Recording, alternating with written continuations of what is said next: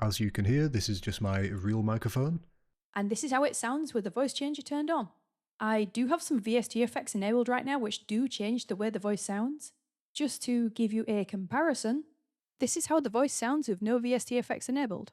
Alongside the file for the voice, I also include a PDF with some useful information about VST plugins, plus some additional recommendations to help you get started.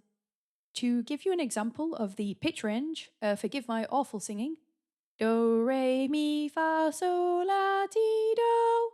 If any of you like the sound of this voice and would like to try it for yourself, all of my voices are available at ko-fi.com/Timble Voiceworks.